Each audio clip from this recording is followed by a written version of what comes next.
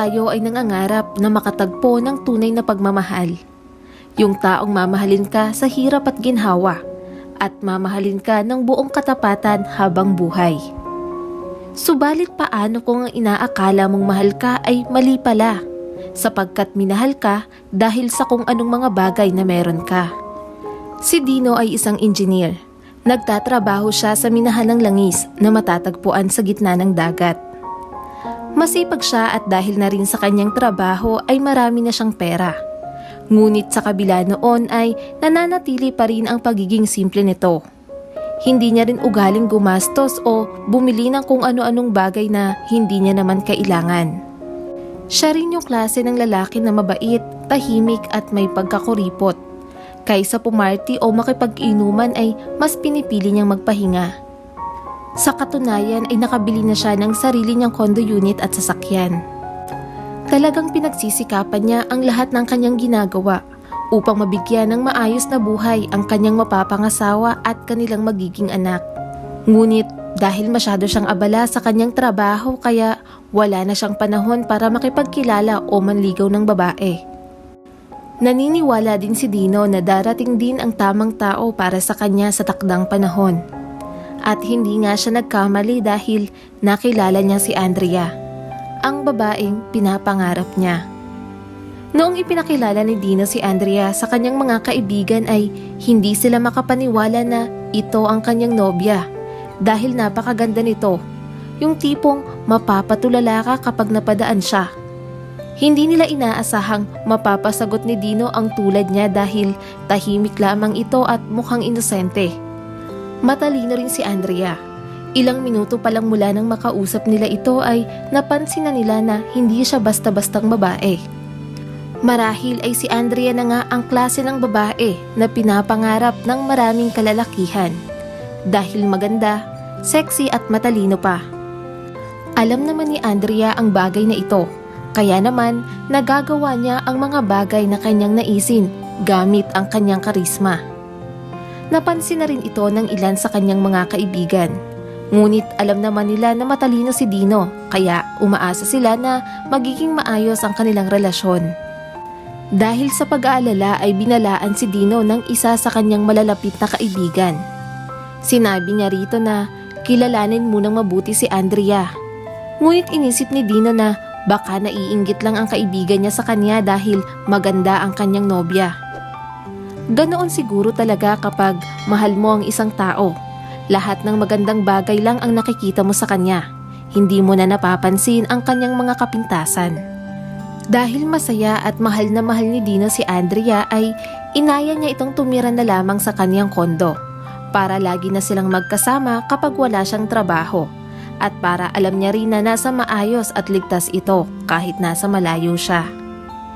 Medyo mabilis ang naging desisyon ni Dino pero ayon sa kanya ay masaya at nagmamahala naman daw sila. Kaya bakit papatagalin pa kung doon rin naman pupunta? Ilang araw nga ang lumipas ay nakalipat na nga si Andrea sa kondo ni Dino. Ngunit hindi naman sila magkakasama ng matagal dahil kailangan na bumalik ni Dino sa kanyang trabaho.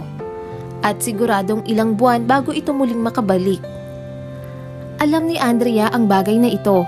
Kaya naman nakapagtataka kung bakit lumipat pa ito sa tinitirhan ni Dino. Gayong mawawala ito ng matagal dahil sa kanyang trabaho. Hindi lang pala tirahan ang binigay ni Dino kay Andrea. Binigay niya rin dito ang kanyang debit card para may magamit daw ito kung sakaling may kailangan siyang bilhin.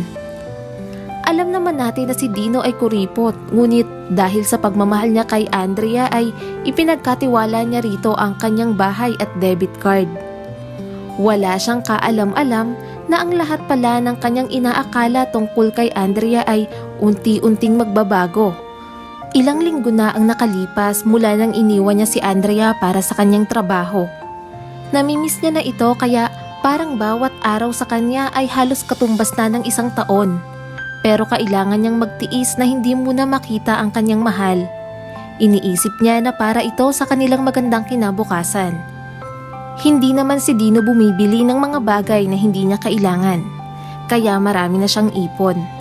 Subalit nang tiningnan niya ang kanyang bank account ay laking gulat niya dahil napakalaki na ng bawas nito. Ngunit sa kabila noon ay hindi niya kinumpronta si Andrea. Hinayaan niya lamang ito. Inisip niya na baka naiinip ito sa bahay kaya laging lumalabas upang bumili ng mga gusto niya. Makalipas ang ilang araw ay muli niyang chinek ang mga gastos nito. At nakita niya na gumastos ito ng $500 o katumbas ng 24,000 pesos para sa 5 araw na grocery. Bukod pa rito ay napakahaba rin ng listahan ng mga binili niya sa department store. Nag-withdraw din ito ng pera. Unti-unti nang natatauhan si Dino. Masakit tanggapin pero na-realize niya na hindi siya mahal ni Andrea. Gusto lamang pala nito ang kanyang pera. Walang kaalam-alam si Andrea na binabantayan pala ni Dino ang kanyang mga gastos. Patuloy lamang siya sa pagwaldas ng pera nito. Hindi niya rin gaanong sinasagot ang mga tawag ni Dino. Halos lahat yata ng dahilan ay nasabi niya na para hindi lang siya kulitin ito. Nagpapakasarap siya sa pagwaldas ng pera na hindi naman sa kanya. Samantalang si Dino ay naroon sa gitna ng dagat upang magtrabaho. Subalit, mukhang wala namang pakialam si Andrea sa bagay na ito. Dahil sa patuloy na pag-iwas ng kanyang nobya ay naisip ni Dino na baka may ibang lalaki na sa buhay ni Andrea. Mas masakit ito. Bukod sa ginastos ni Andrea ang kanyang pera ay nagawa pa siyang ipagpalit nito sa iba. Subalit hindi siya makakapayag na maisahan pa siyang muli ng babaeng ito, kung kaya't umisip siya ng plano. Gusto niyang ipamukha kay Andrea na nagkamali siya ng nabiktima. Pero sa kabila ng ginawa ni Andrea sa kanya ay hindi niya magawang magalit ng lubusan.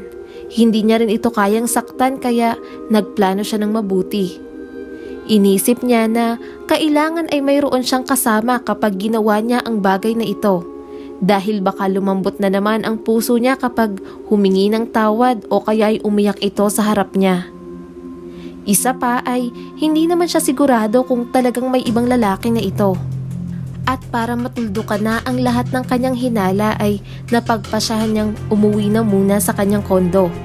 Mas maaga ng ilang araw kaysa sa inaasahan ni Andrea. Pagkarating niya sa kondo ay isinama niya ang security guard bilang witness. Habang nasa elevator papunta sa kanyang unit ay halo-halong emosyon ang kanyang nararamdaman. Humihiling pa rin siya na sana ay mali ang kanyang hinala. Pagkarating niya sa tapat ng kanyang unit ay kaagad niya itong binuksan. At doon nga ay natuklasan niya na hindi siya nagkamali dahil naroon si Andrea at ang lalaki nito. Nanlaki ang mga mata ni Andrea nang makita niya si Dino na pumasok sa pintuan. Hindi niya inaasahan na darating ito ng mas maaga sa kanyang inaasahan. Kaagad siyang nagpaliwanag kay Dino dahil sa kanyang nagawa.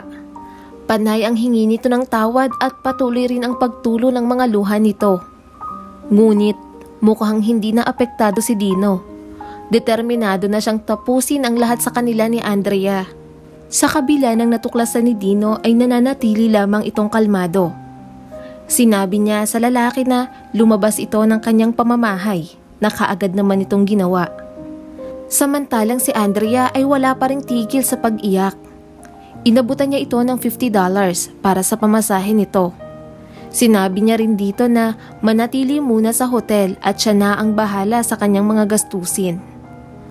Ngunit sa kilos at tono ng pananalita ni Andrea ay parang ayaw nitong umalis.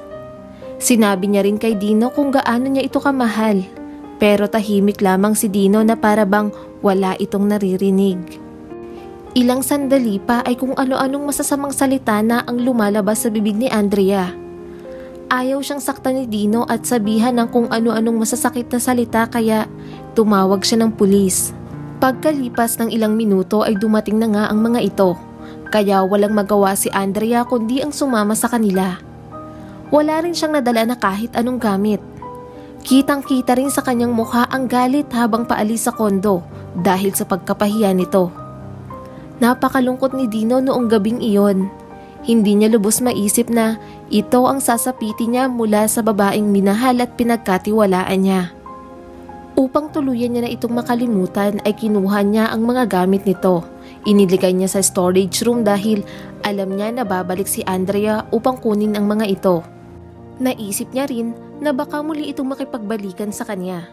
Kaya ibinigay niya ang susi ng storage room sa doorman para wala ng dahilan upang magkita o mag-usap pa silang dalawa. Makalipas ang ilang araw ay bumalik nga si Andrea. Dahil alam ng doorman ang buong kwento ni Dino at Andrea ay hindi na ito nagtanong pa. Kaagad niyang iniabot ang susi sa babae, sabay itinuro dito ang daan patungo sa storage room. Nang makaalis na si Andrea ay nakahinga na ng maluwag si Dino at natanggap niya na rin na wala na talaga sila. Noong araw na yon ay nagdesisyon siya na bumalik sa kanyang trabaho upang tuluyan ng malimutan ang babaeng minsan niyang minahal. Subalit kung para kay Dino ay tapos na ang lahat sa kanila, para kay Andrea ay magsisimula pa lamang siya. Umiisip siya ng plano kung paano niya magagantihan si Dino sa ginawa nitong pagpapalayas at pagpapahiya sa kanya.